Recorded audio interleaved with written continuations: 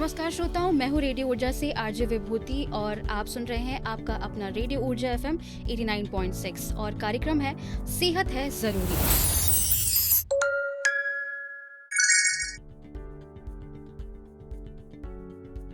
सेहत है जरूरी कार्यक्रम जो कि NCL-CSR के सौजन्य से आप सब तक पहुंचाया जा रहा है। इस कार्यक्रम के माध्यम से हमारी कोशिश सिर्फ इतनी रहती है कि हम आप सभी तक सेहत से जुड़ी हर जरूरी जानकारी आप तक पहुंचा पाएं। और आज हम बात करने जा रहे हैं आकाशीय बिजली के बारे में, यानी कि थंडरस्टॉर्म। जैसा कि हम सभी जानते हैं कि आकाशीय बिजली हमारे गांव के लोगों के लिए कितनी खतरनाक साबित हो सकती है, तो आज इसी विषय पर हम चर्चा करने वाले हैं। और आज हमारे साथ बहुत ही खास अतिथि मौजूद हैं, MPEB से AE तरुण कुमार मोदी जी। सर, आपको बहुत बहुत स्वागत है हमारे रेडियो ऊर्जा के इस खास कार्यक्रम में। धन्यवाद मैम। सभी श्रोताओं को मेरा नमस्कार। सर, सबसे पहले क्योंकि आप आज पहली बार हमारे रेडियो ऊर्जा में आए हैं और हम चाहेंगे कि आप हमारे दर्शकों को एवं श्रोताओं को अपने बारे में बताइए। मैं MPEB में लगभग 2013 से पदस्थ हूँ और सहायक अभियंता के पदस्थ हूँ। वर्तमान में सहायक अभियंता बैढ़न STM TSG बैढ़न हूँ और यहाँ पर जिले भर में लगभग 38 उपकेंद्र हैं जिसका मेंटेनेंस मैं देखता हूँ, साथ ही सर्किल वृत्त कार्यालय के सभी कार्यभार देखता हूँ। तो सर, चर्चा की शुरुआत करते हुए मेरा सबसे पहला सवाल आपसे ये है कि सबसे पहले बताइए कि आकाशीय बिजली का वज्रपात क्या होता है। आकाशीय बिजली और वज्रपात ये धरती और आसमान के बीच में जो इलेक्ट्रिकल डिस्चार्ज होता है और आसमान में जो अधिक इलेक्ट्रिकल डिस्चार्ज होता है जिससे लाखों वोल्टेज डिस्चार्ज होता है, जिससे जान माल की क्षति हो सकती है और कुछ ही क्षणों में लाखों वोल्ट की ऊर्जा उत्पन्न होती है। सर, कई गांव, जैसे हम सिंगरौली की अगर हम बात करें या सिंगरौली के गांव की बात करें, तो कई गांव हैं, जैसे वैढ़न में है, चितरंगी में है, तो वहाँ पर अक्सर ये खबर हमें मिलती है कि वहाँ बिजली गिरने से मतलब कई लोग के घर या ध्वस्त हो गए हैं या आग लग गई है। तो हम आपसे ये जानना चाहेंगे कि इस तरह की स्थिति क्यों उत्पन्न होती है वहाँ पर। मैम, एक्चुअली होता क्या है कि जो तेज आंधी तूफान, बिजली गर्जन और जैसी समस्याएं, जैसे बारिश के समय प्री मानसून और मानसून के टाइम में तेज गर्जन होती है, आंधी तूफान चलती है, तो ऐसे में क्या होता है कि आकाश में बादलों के बीच और बादल और धरती के बीच में बहुत अत्यधिक ऊर्जा उत्पन्न होती है जो लाखों वोल्टेज में होती है, जो ज़मीन पर गिरते ही उसके कारण आग की संभावना बनती है और जान माल की क्षति, किसी भी पशु, जानवर, पक्षी और किसी भी चीज़ पे हमारे विद्युत उपकरण खराब होते हैं। तो ऐसे में आकाशीय बिजली बहुत ही खतरनाक है। सर, मेरा अगला सवाल आपसे ये है कि किन महीनों में वज्रपात का खतरा अधिक रहता है।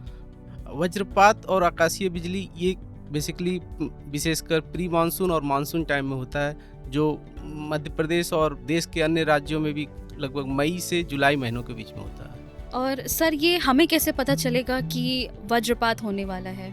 मैम, इसके लिए क्या है कि यदि तेज गर्जना हो, काले बादल छा जाएं, तेज आंधी हो, तूफान हो, बिजली चमकने लगे, तो समझिए कि वज्रपात की संभावना है। सर, अब जैसे कि बिजली गिरती है, लोगों को अंदाज़ा भी नहीं होता है और काफ़ी तेज़ बिजली कड़कती है, तो हमें अगर इस बिजली के बारे में पता करना है कि अभी, या हमें अनुभव करना है, अनुभव कहें कि या फिर कह सकते हैं कि अगर हमें पता लगाना हो कि कब बिजली गिरने वाली है, तो इसके लिए क्या कोई माध्यम है जिसके माध्यम से हम ये पता कर सकते हैं। बिल्कुल हाँ, भारत सरकार द्वारा एक ऐप विकसित किया गया है जिसका नाम दामिनी ऐप है, जिसे गूगल प्ले स्टोर से आसानी से इंस्टॉल किया जा सकता है और मौसम विभाग के चेतावनियाँ भी जारी होती है समय समय पर, तो इसको ध्यान में रखना चाहिए। सर, हम आपसे ये भी जानना चाहेंगे कि क्या आपकी जो एप्लीकेशन, आपने जो अभी दामिनी जो एप्लीकेशन का नाम बताया है, क्या ये हमारे लिए ऑफलाइन भी काम करती है? क्योंकि देखा जाए तो जब बिजली गिरती है तो सबसे पहले हमारे फ़ोन के नेटवर्क चले जाते हैं,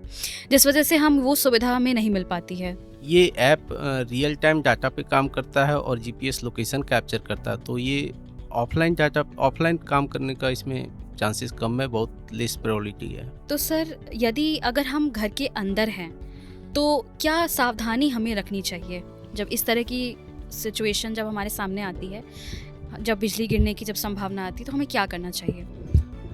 जब आकाशीय बिजली या वज्रपात की संभावना हो तो सबसे पहले घर के सभी बिजली उपकरण बंद कर देने चाहिए, जैसे पंखे, बल्ब, लाइट, टीवी, क्योंकि बिजली गिरने से अत्यधिक वोल्टेज जनरेट होती है, जैसे मैंने पहले भी कहा, तो इसके कारण सभी उपकरण खराब हो सकते हैं। जो ट्रेडिशनल कोड वाले टेलीफोन है उसको भी बंद कर देना चाहिए, खिड़की और दरवाजे बंद कर देना चाहिए। सबसे ज़्यादा ज़रूरी धातु के पाइप, जो मेटल के चीज़ें होती है, उससे कांटेक्ट दूर बना के रखना चाहिए। सर अक्सर हमें ये चीज़ बताई जाती है कि हम अगर बिजली गिरे तो हम या तो पेड़ के नीचे चले जाएं या फिर हम किसी टीन के नीचे चले जाएं, जबकि ये चीज़ें हमारे लिए खतरनाक साबित हो सकती हैं। तो हम आपसे ये जानना चाहेंगे कि यदि कोई व्यक्ति खेत में या खुले स्थान पर हो तो क्या कर सकता है वो? आकाशीय बिजली गिरने से जब गिरती है तो हमें कभी भी पेड़ के नीचे, बिजली के खंभों के नीचे कभी नहीं खड़े होना चाहिए। तुरंत पक्के मकान व चारपहिया वाहन में आश्रय लेना चाहिए, जो भी वहाँ पर उपलब्ध हो। और यदि उपलब्ध नहीं हो तो हमें दोनों पैर को एक साथ करके नीचे झुक जाना चाहिए और लेटना कभी नहीं चाहिए, ताकि उनको सरफेस कम मिलेगा तो आकाशीय बिजली गिरने की संभावना कम होती है उस जगह पर। सर हम आपसे ये भी चाहेंगे कि आप कुछ लोगों को जानकारी नहीं होती इस बारे में कि उनको ऐसी सिचुएशन में क्या करना चाहिए, तो आप ज़रा हमारे श्रोताओं को ये बताइए कि हमें किन स्थानों पर बिल्कुल नहीं रुकना चाहिए। आकाशीय बिजली के दौरान पेड़ के नीचे, बिजली के खंभों के नीचे, पानी के तालाब, नदी, झील, झरने, खुले मैदान में, धातु की बाड़, धातु मेटल टावर के नज़दीक नहीं जाना चाहिए। लोगों को इससे बचना चाहिए। क्या आकाशीय बिजली गिरने के दौरान मोटरसाइकिल और साइकिल सुरक्षित हैं? बिल्कुल नहीं, इससे बचना चाहिए। जैसे ही जानकारी हो, बिजली तेज गर्जन हो, तो हमें साइकिल और मोटरसाइकिल से उतरकर सुरक्षित स्थान पर चले जाना चाहिए। पक्के मकान के आसपास रुकना चाहिए, या चारपहिया वाहन हो तो अच्छा। आकाशीय बिजली के दौरान हमें ये भी मना किया जाता है कि आप अपना मोबाइल फ़ोन का यूज़ नहीं करेंगे। तो मेरा सवाल ये है कि क्या मोबाइल फ़ोन का उपयोग करना सुरक्षित है ऐसी सिचुएशन में? मोबाइल फ़ोन का उपयोग घर के अंदर अपेक्षाकृत किया जा सकता है, खुले स्थानों में बिल्कुल ना करें। और चार्जर लगा के, जैसे मैंने पहले ही बताया कि आकाशीय बिजली के दौरान इलेक्ट्रिकल इक्विपमेंट को बंद कर देना चाहिए, तो चार्जर लगा के कभी भी उपयोग न करें। इसको घर के अंदर उपयोग किया जा सकता है। कई बार ऐसी खबरें सामने आई हैं कि आकाशीय बिजली गिरने से इतने लोगों की मौत हो गई है, तो अगर ये किसी एक इंसान के साथ हो जाए तो उसको सबसे पहले क्या करना चाहिए? तत्काल इमरजेंसी जो टोल फ्री नंबर है 112 और 1079 पर सूचना देना चाहिए। पीड़ित को सुरक्षित स्थान पर ले जाना चाहिए। उनकी सांस और नाड़ी चेक करनी चाहिए। आवश्यकता होने पर प्रशिक्षित व्यक्ति द्वारा CPR देना चाहिए। बिना देर किए अस्पताल पहुंचाना चाहिए। क्या जिस पे वज्रपात हुआ है या किसी पे बिजली अगर गिरी है तो उस व्यक्ति को छूना सुरक्षित है? हाँ, बिल्कुल सुरक्षित है। इसमें वज्रपात गिरने से शरीर के अंग में बिजली नहीं रहती है, इसलिए उसे तुरंत सहायता देना चाहिए। सहायता देने से जान बच सकती है। किसानों और ग्रामीण नागरिकों के लिए आपका विशेष संदेश क्या है? यदि खेत में काम करते समय गर्जना सुनाई दे या मौसम खराब हो जाए तो तुरंत कार्य बंद कर सुरक्षित स्थान में आश्रय ले लेना चाहिए। जैसे पक्के मकान हो आसपास में, या तो दोनों पैर को बिल्कुल कांटेक्ट मिनिमम करके झुक करके खड़े हो जाना चाहिए, जिससे जान माल की क्षति बचाई जा सकती है। अक्सर ऐसा देखा गया है कि खबरें सामने आई हैं, मैंने भी कई बार टीवी मैंने देखा है कि आकाशीय बिजली सिर्फ गांव के एरिया में गिरती है। तो हम आपसे ये जानना चाहेंगे कि क्या सिर्फ ये ग्रामीण क्षेत्र में ही गिरती है? नहीं, ऐसा नहीं है। आकाशीय बिजली ग्रामीण और शहरी क्षेत्रों दोनों में गिर सकती है। खुले स्थान और खेत ग्रामीण क्षेत्रों में ज़्यादा होने के कारण अधिकांश ग्रामीण क्षेत्रों में वज्रपात होती है। बारिश होना ही वज्रपात के लिए आवश्यक है? नहीं, कई बार केवल बादलों की गर्जना और बिजली चमकने के दौरान भी वज्रपात हो सकता है, भले ही बारिश शुरू हुई ना हो। इसलिए गर्जना सुनते ही सावधानी बरतना आवश्यक है। अगर हम सड़क पे चल रहे हैं और बारिश काफ़ी तेज़ है और ये इस तरह की आकाशीय बिजली अगर हम पे गिर जाती है तो सबसे पहले हमें क्या करना चाहिए? यदि आप कार में हैं तो कार को तुरंत सुरक्षित स्थान पर रोक दें। यदि आप मोटरसाइकिल और साइकिल पर हैं या पैदल यात्रा कर रहे हैं तो किसी सुरक्षित स्थान का आश्रय ले लेना चाहिए। अक्सर वज्रपात के दौरान लोग छाता को सुरक्षित मानते हैं कि उनको लगता है कि अगर हम छाते के नीचे रहेंगे तो हम पर नहीं गिरेगी। तो हम आपसे ये जानना चाहेंगे कि छाता क्या हमारे लिए सुरक्षित है ऐसी सिचुएशन में? यदि छाते में धातु का डंडा हो तो सुरक्षित नहीं है। जैसे मैंने पहले भी बताया, मेटल की वस्तुओं से दूर होना चाहिए, तो इसका उपयोग करने से बचना चाहिए। वज्रपात के समय किसी भी धातु की वस्तु से दूरी बनाए रखें। अच्छा सर, मैंने कहीं पढ़ा था ये 30-30 का नियम बिजली में। तो सर हम आपसे ये थोड़ा सा और डिटेल में जानना चाहेंगे कि 30-30 का नियम क्या होता है? यदि बिजली चमकने और गर्जना सुनाई के बीच में का अंतर 30 सेकंड या उससे कम है तो समझिए कि वज्रपात का खतरा बहुत निकट है। तो ये 30 मीन्स वज्रपात, बिजली चमकने और गर्जना सुनाई देने का जो समय है, इसी को 30-30 नियम कहते हैं। अंतिम गर्जना सुनने के बाद कम से कम 30 मिनट तक सुरक्षित स्थान से बाहर नहीं निकलना चाहिए। सर क्या बिजली गिरने के बाद तुरंत हमें घर से बाहर निकलना चाहिए? नहीं, अंतिम गर्जना सुनने के बाद कम से कम 30 मिनट तक सुरक्षित स्थान पर ही रहें, क्योंकि उसी क्षेत्र में दोबारा आकाशीय बिजली की संभावना प्रबल रहती है।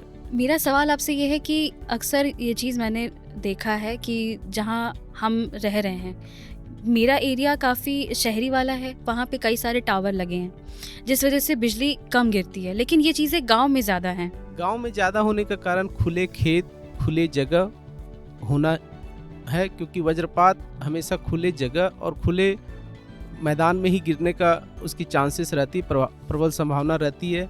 और सिंगरौली ज़िले में खासकर वज्रपात काफ़ी अधिक होती है। कारण इसका है कि यहाँ पे बहुत सारे टावर हैं, बिजली के लाइन हैं, बिजली के खंभे हैं, कोल माइंस है, तो इसके कारण यहाँ पर लाइटनिंग की बहुत ज़्यादा चांसेस होती है। अब हम चाहेंगे कि आप हमारे सिंगरौली के श्रोताओं को और जो हमारे सुनने वाले साथी हैं उनके बारे में कुछ संदेश अगर आप देना चाहते हैं तो। वज्रपात या आकाशीय बिजली एक प्राकृतिक आपदा है, लेकिन सही और सटीक जानकारी से इससे बचा जा सकता है। इसकी सावधानी रखकर अपने आप को अधिकांश दुर्घटनाओं को रोका जा सकता है।